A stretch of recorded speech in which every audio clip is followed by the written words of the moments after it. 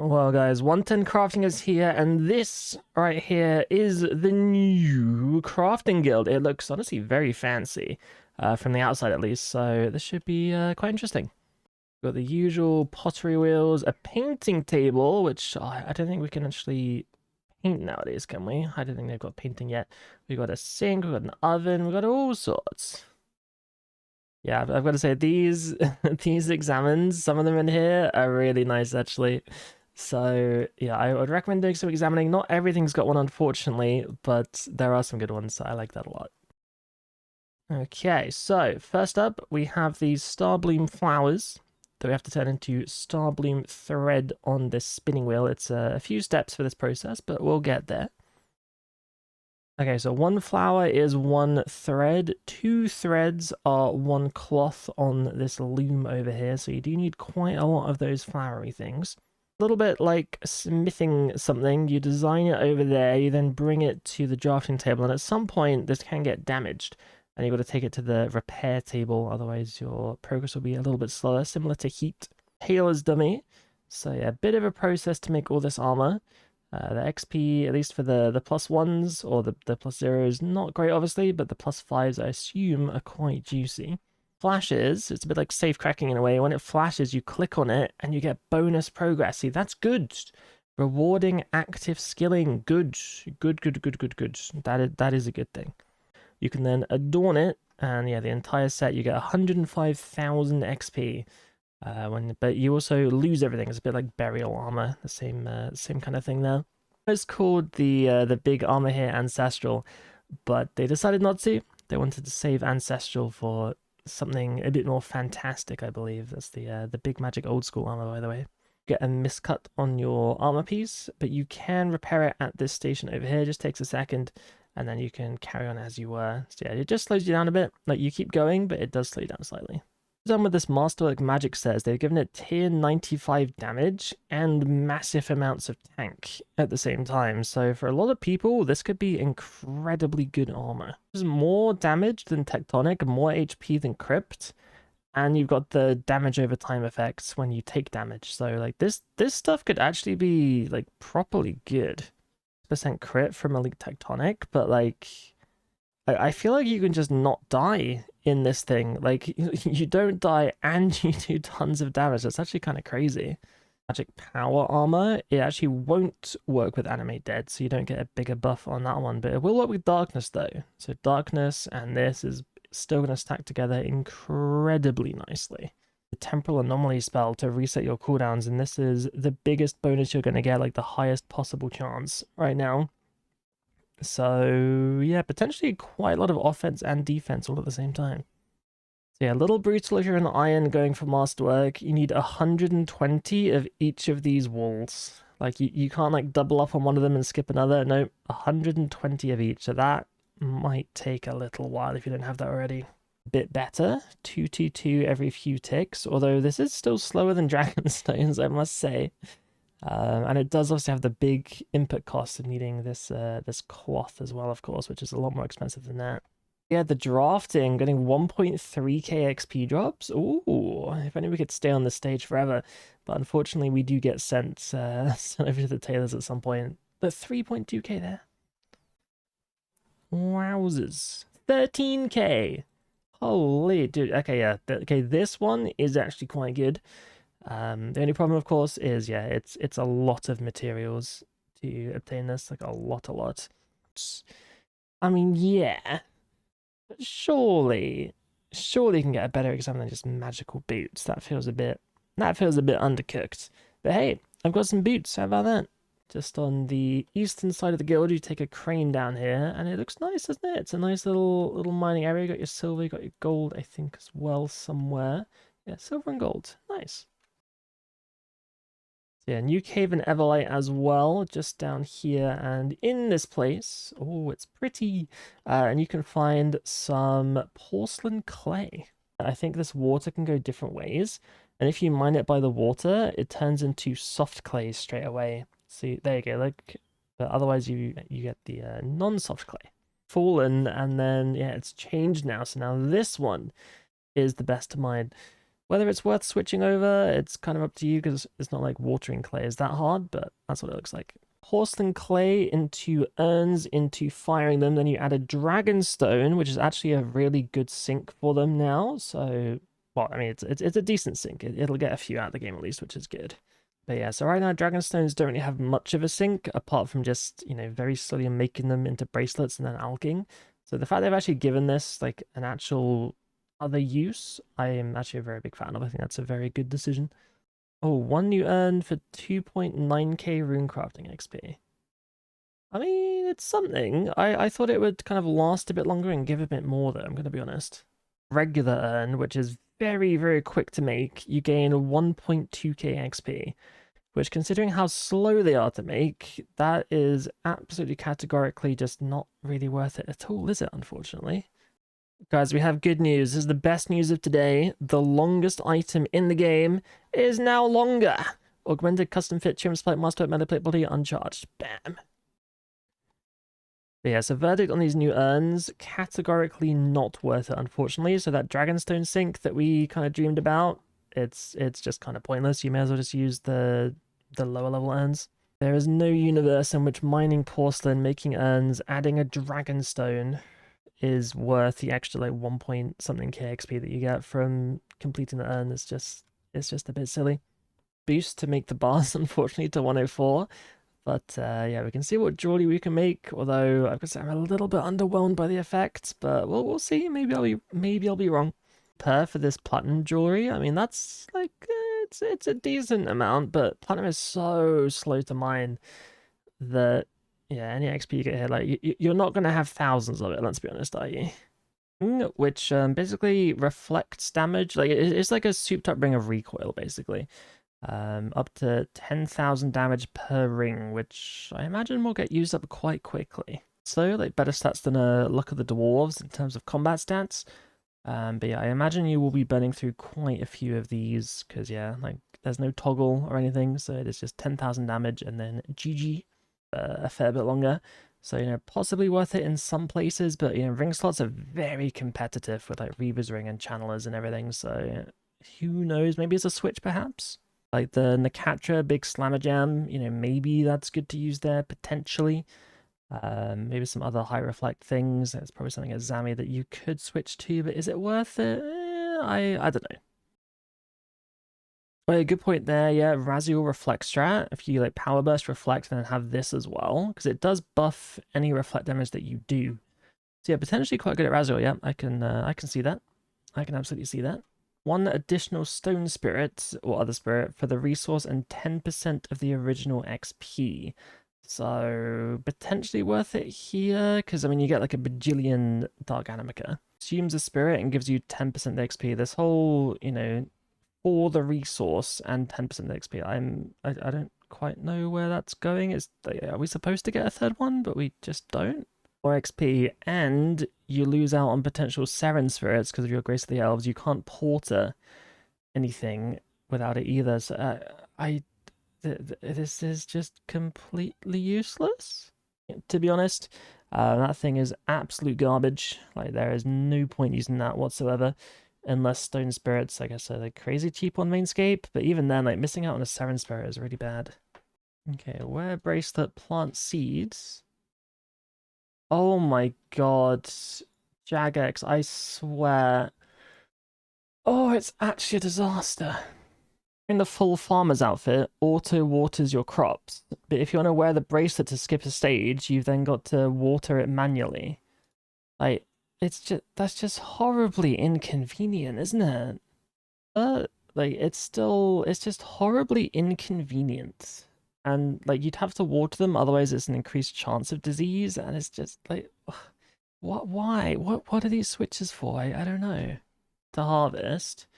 And then if I want to be quick, I've got to equip the bracelet, plant that, and then I guess switch back and then water? Like what an awfully convoluted process for no reason.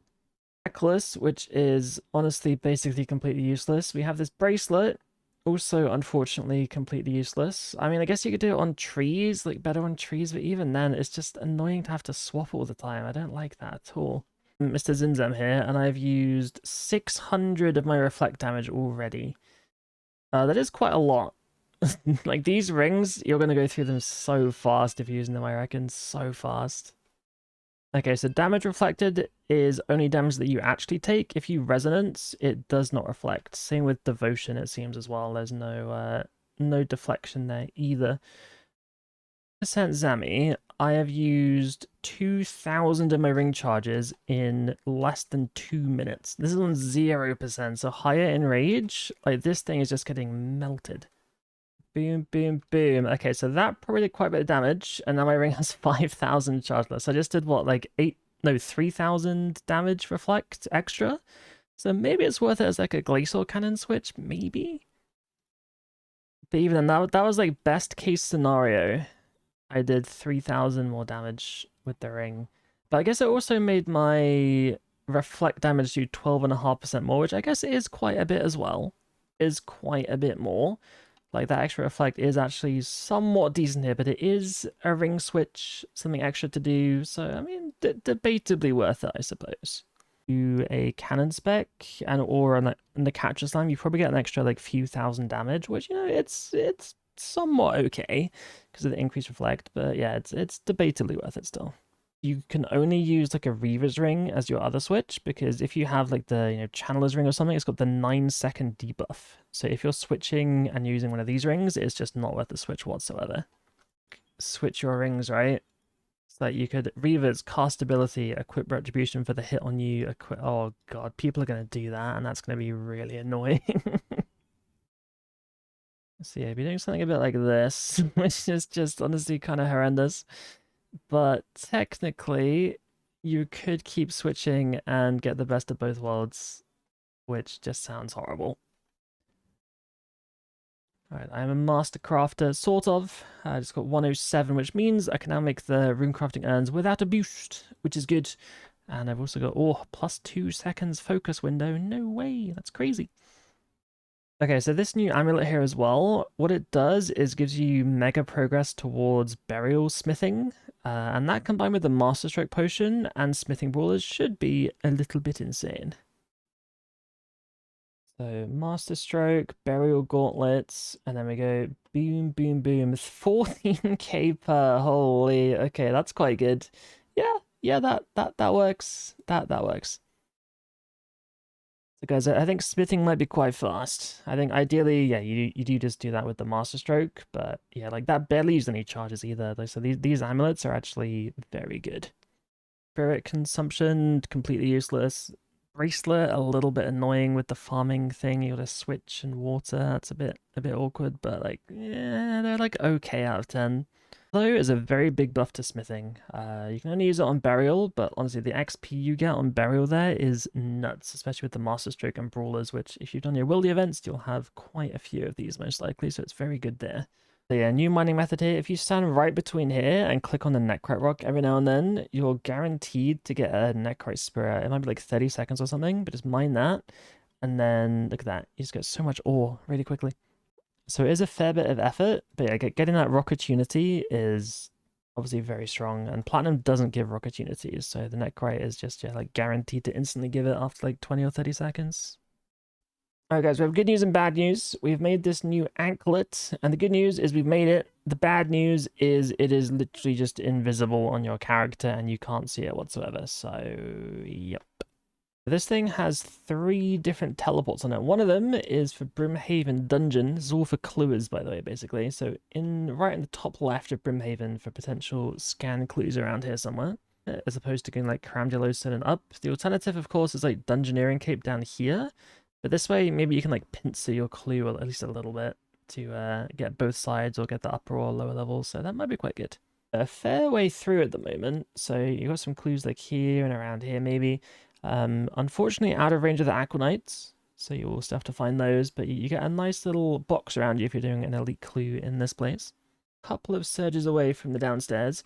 I don't know why they didn't just put you over here instantly, but they didn't. So yeah, just a much quicker way of getting just to the bottom for any potential clue scrolls or Slayer. Wait, this guy announces when someone nearby gets a crafting level. Did you guys see that? Hardcore Sly just got a crafting level and this guy announced it. That is cool. That's actually very cool.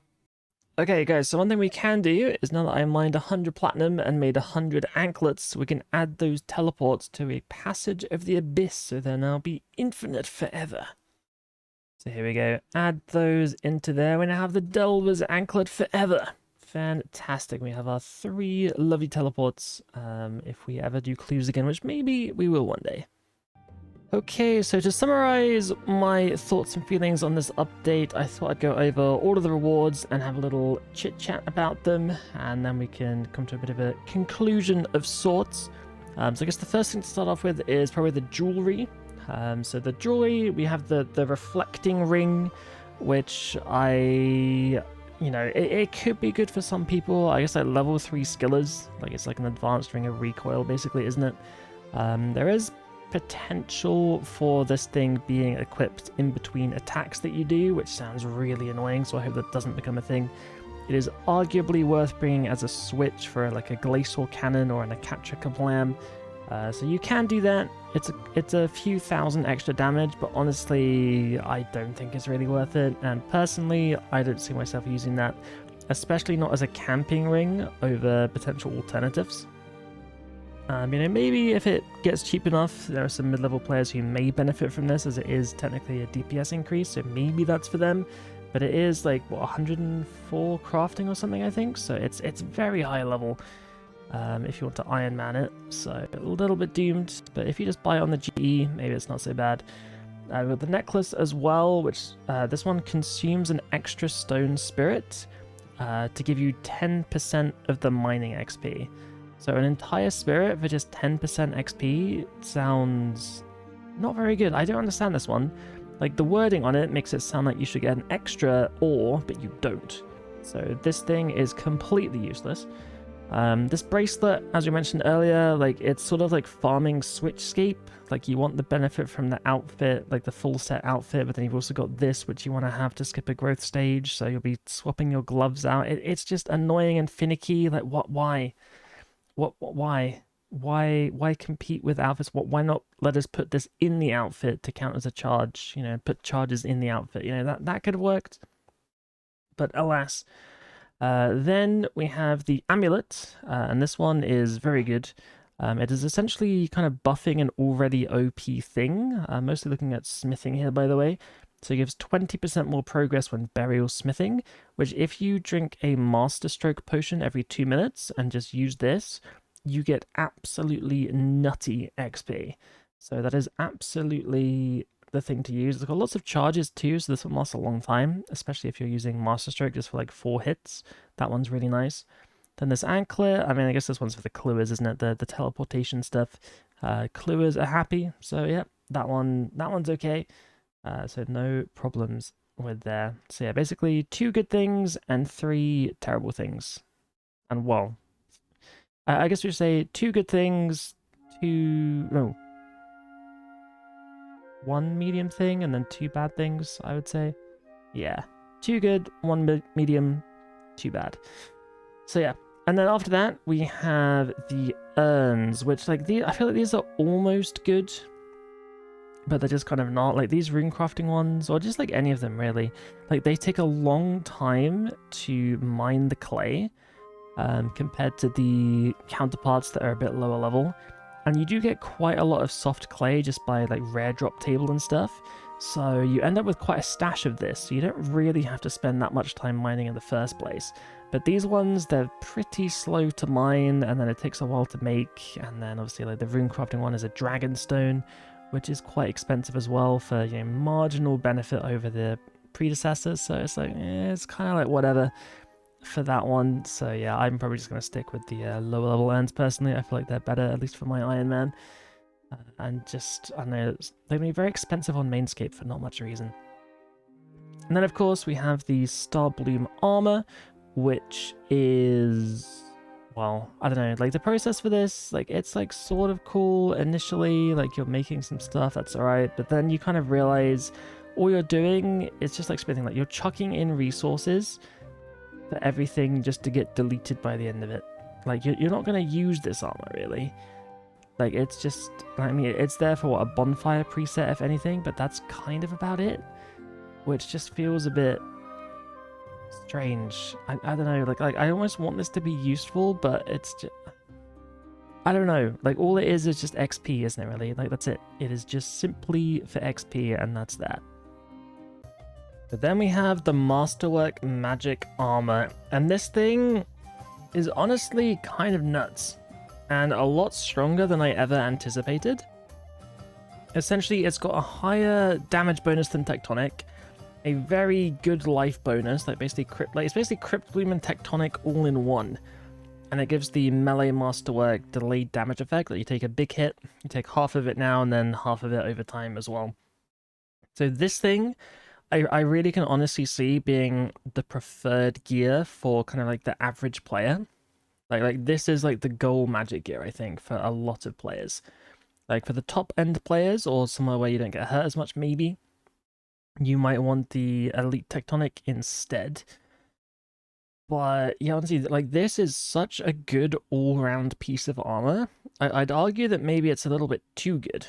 And interestingly enough, the boots and the gloves are technically best in slot for all setups, assuming no poison. Like these things give you more damage than anything else. And if you do need detonate and blasty boots at some point, you'll have to take them as a swap if you want, like, you know, max damage.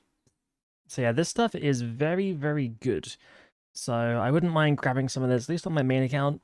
On my iron, it's such a ball ache to make. I don't know if I can be bothered. And I just hope that a mascot has something else instead.